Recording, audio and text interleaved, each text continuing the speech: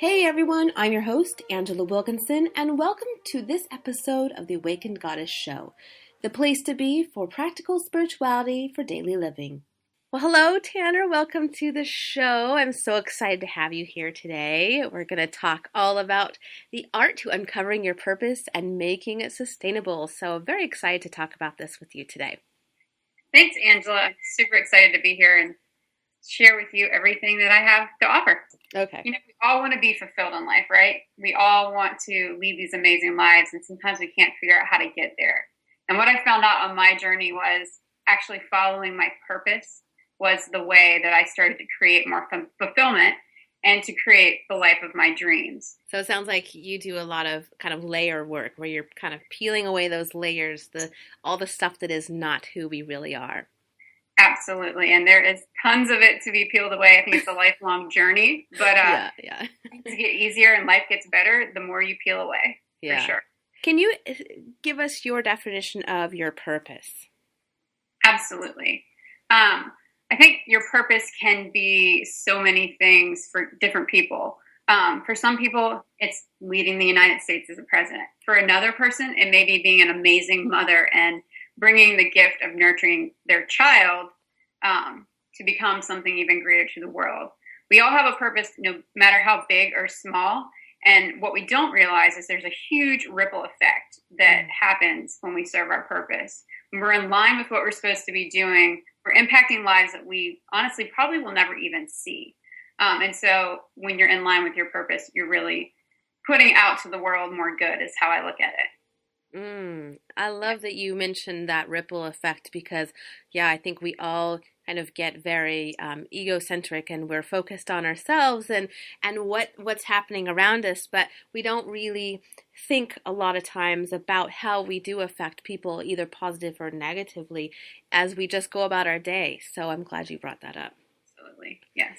Yeah. So why do you think so many people have difficulty uncovering their purpose? I firmly believe that we grow up in society and culture and family expectations that we, fall into, kind of cloud that for us and kind of hide it. And what we have to do is basically uncover the crap we've been told and the lies we've been told our entire lives to really figure out what it is. Like I said before, you could be serving your purpose and not even be realizing it because you think it's supposed to be something much bigger than it actually is. And so I think people just have to, like we said earlier, unpeel those layers to figure out exactly what their purpose is in the world. And it's going through what's true for them and then what's a lie for them and really uncovering their truth. As you're talking, I'm thinking about the women out there that maybe feel like they have this strong desire to have a powerful career, but then on the other hand, there's this desire also to have a family, but there's kind of like a conflict because, I think a lot of us, we've been told that you can't have it all, or you have to really make a decision, or that, you have to do it. It's a challenge to do. So I'm wondering, like, when a woman is approaching this, and she's really kind of going within and trying to understand what her purpose is. And she has these two, what seems to be divergent paths. How does she resolve that? Well, I firmly believe you can have it all. And it goes back to the lies that we're told as we are growing up is you can't do that and you can't be this. But what I always look to is there's someone proving our model wrong. There's someone out there that is doing exactly what we want to do. And I'm a huge fan of finding those people, or at least, interacting with those people, reading their books and figuring out how they did it. Because there is a way to do everything. I think, yes, I totally agree.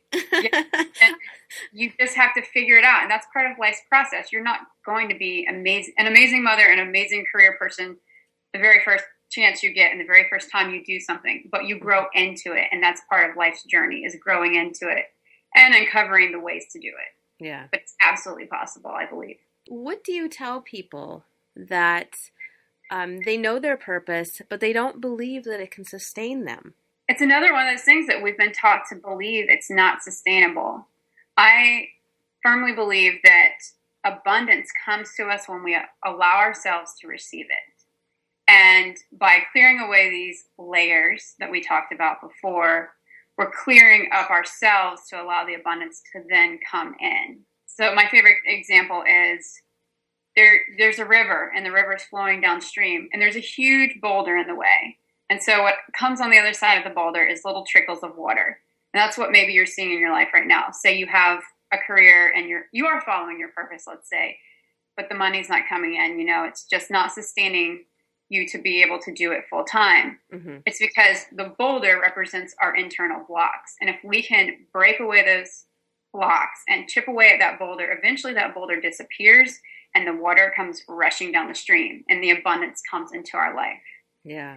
And so I firmly believe there's a reason we're given a purpose. And if we follow that purpose, we're going to create abundance in our lives if we listen to the clues along the way that are showing us how to release those internal blocks. Mm-hmm. Well, and I imagine that fear is a huge block and a huge obstacle to making what your dreams are a reality. So how do we overcome that fear when it comes up? Because inevitably it does. We all have fear at some point. Fear is, I would say, the number one obstacle to really achieving our dreams. But to me, fear is an indicator that we're on the right path, because if it's not scaring us, we're not growing, and our purpose is put here to help us grow. I do a couple things. There's so many things you can do for fear, but what I do is every morning and every night, I visualize what I'm trying to create. I go to bed almost like half asleep, dreaming about it. And so it's there in my subconscious, while I'm sleeping as well. And the other thing I do that I find is huge, and which is a huge reason to have a coach or a mentor or somebody, is to talk about it. Because once you acknowledge that you're fearful and that you're not perfect and that you need help and you just need to talk about it, somehow it just magically releases the hold that the fear has on you, and then you're able to go forward taking clear action. That's why it's huge to have a support system as well, no matter what that looks like, that will allow you to be able to basically throw out all your fears and put them out to the world so that they can go away. The tendency sometimes we get into that drama and kind of just saying the same old crap over and over and over and just kind of complaining about it. Instead of running from it and avoiding looking at it, you're really having a conversation about what that is. Definitely good clarification, because it's almost coming to an awareness that you have the fear, and then being able to talk to someone and say, hey, I'm fearful about this. I just need to say it out loud so it goes away. And I've done it with so many relationships and with clients, and you just watch the fear dissolve, and that thing is no longer an issue. It's like, oh, that's not even a big deal. Like, what's next? Yeah. Let's move on. Gosh, you can just really let the ego take hold and almost fuel the fire of the belief that it has to be hard or has to be a struggle. But what you're saying sounds like it can be if we allow it to be extremely simple. Yes. And it's funny, just talking now, I just thought of a perfect example of the story of how I released fear. The first time I ever made a video to put on my website, I was like, oh boy, I can do this. I'm going to pass out. And so what I decided to do was make a video around how I was scared of making a video. And the funniest thing is when I started talking about, hey, I'm making this video and I'm scared right now, but I want to do this to overcome my fear. I was like, all of a sudden I went into my element and everything disappeared. And I delivered this crazy, amazing message that I got such great feedback on because I just said I was scared. Sometimes I'll even start speeches like that. I'm a little nervous right now, but I know what I'm talking about. And then you say your thing and it all just comes out. It's kind of crazy how it just releases. Yeah. And it's simple. It is that simple. Wow. I'm wondering if you find that with your clients or people that they think that they're doing what they're supposed to be doing, like they feel like they're on the right path, but things just are not really flowing, like the money isn't there. How do you look at that and discern whether you're truly on the right path, because all the fear's there, right? But there's also seems to be like the money is not there, that's not showing up. How do you know you're on the right path versus you're going down the wrong path? So I see this a lot, and it's happened for me personally too, is I was going down what I thought was the right path. And as I uncovered more of my true self, I realized that my path was similar, but it wasn't exactly the same thing. Mm-hmm. And I was able to then rework my path into the right way. So I think a lot of people, you have to just take the action and have the faith, and then more steps will be revealed to you as to if this direction's right or not. But by going with your intuition is huge. Right. Listening to your heart. What I tell people when they're trying to uncover their purpose is what makes your heart sing, but at the same time scares the crap out of you. Mm-hmm. That's your purpose. Mm-hmm. And your direction may change. And it's just like over our lifetime, are you going to be doing a podcast for the rest of your life? Maybe not. But mm-hmm. your direction will change, but it's all to serve kind of a similar vein of that purpose. Mm-hmm. So I think it's just listening to our gut and allowing life to kind of come as it will. And I also think timing's huge, especially when it's time for you to emerge and to put your gift into the world. That kind of clicks for you too. Mm-hmm. Yeah, I truly believe that everything that we do in our life leads us to wherever the next thing that we're supposed to be doing. So I think that it is all perfect, even though it doesn't maybe look perfect in the moment. I think we all go through those times where we're like, oh my gosh, why is this not going right? Or why is it such a struggle? Kind of like what you were experiencing, going one path you thought was the right one and then realizing you were needing to shift it a little bit. I know you mentioned that every day you visualize how you'd like things to be and what you're trying to manifest, and you kind of end your day with that as well. Can you kind of go a little bit more in depth on how you do that? I have what I call like my morning motivational routine, and I make sure it's kind of as much as I can the same every day, because it puts me in that same mindset that I need to be in to create the success, to move past the fear. So I'll just tell you what my morning routine is. Oh, please do. Yes. Yeah. It may not work for everybody, but it's something to start with. Yeah. I jump out of bed, and I've made it a habit to not look at my phone. Don't look at your phone, because you will start getting caught up in the things you're not even mentally prepared to get into. So I jump out of bed, I go over and I stretch. Stretching has been a huge thing for me because I wake up and I'm just so tight and tense, and it kind of lets me ease into my day. So I do that for about 5 to 10 minutes, depending on what I feel like that day. Then I jump in the shower to actually wake me up. Yeah, totally. Then after that, I meditate, and I do probably 5 to 10 minutes of that and just kind of sit in silence and try to slow my mind. And then the last piece of the whole thing is I do my visualization. And I've actually created a recording that kind of guides you through how to visualize what exactly you want. But I think about what I want to come into my life, in the next 6 months. And I imagine what that's going to feel like. I kind of put myself in those feelings, see the images in my head. And then I kind of trick my brain and say, well, here's what your life's going to look like in 6 months if you don't go after what you want. And you kind of get that worst case scenario, fear of failure. And you're like, no, I don't want to be stuck where I am right now. Mm-hmm. And then I kind of ended up again by switching back to that positive imagery. And so I kind of play some tricks on my brain to get the fuel going to move forward, so that when I'm going throughout the day, I'm like, all right, no matter what comes up, I know what my end goal is. And so that's how I keep myself motivated in the morning. And then at night, it's almost like, I call it like, dream time, where you're just kind of like having daydreams and imagining right before you go to bed and just getting really good feelings about what it's going to feel like when it comes. Nice. Yeah. Yeah, that's definitely a great way to end your day. Yeah. Yes. Very cool. People that are feeling really stuck right now, say that they're kind of at a turning point, they're in a transitional period, and they just feel really stuck, and they're feeling like they're not sure exactly which way to go. And, the fear's coming up, anxiety, things are, maybe the momentum's built in the way that they don't want. What's the first step? What can help get them out of that stuck place and just move them along in the right direction? Well, it's probably the one thing that nobody ever wants to hear. Oh, no. Let it go. I've experienced this so many times in my life where I'm going, things are flowing, and then it's like, boom, you hit a roadblock, and you're just like, what is going on? Mm-hmm. And I firmly believe that we go through cycles in life, and a lot of times we have like a huge amount of growth, and then we plateau for a while. And that's where we're trying to like sort out our growth and kind of figure out our next step. Mm-hmm. And then after a while, that plateau ends, and we hit another huge step of growth.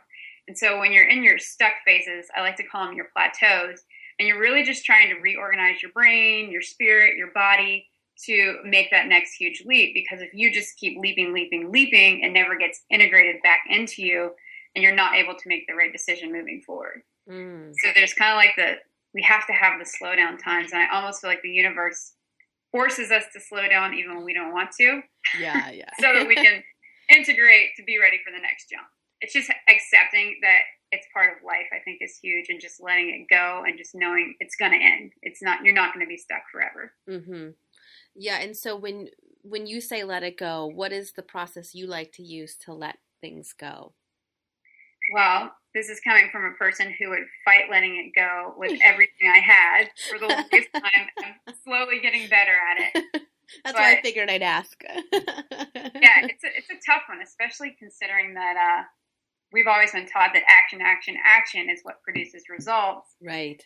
And really, that's not always the best solution. Mm-hmm. So I spend time in nature. I'll garden. I literally lay on the floor and just lay there and just tell myself, you're surrendering. Just like let God and let the universe just take over. Just let go. I like it. Yeah, I just have to like force myself to lay down, and I'll go and do things that really get me out of the element of trying to like push through things. Mm-hmm. Spend time with my dog or animals, things that relax us.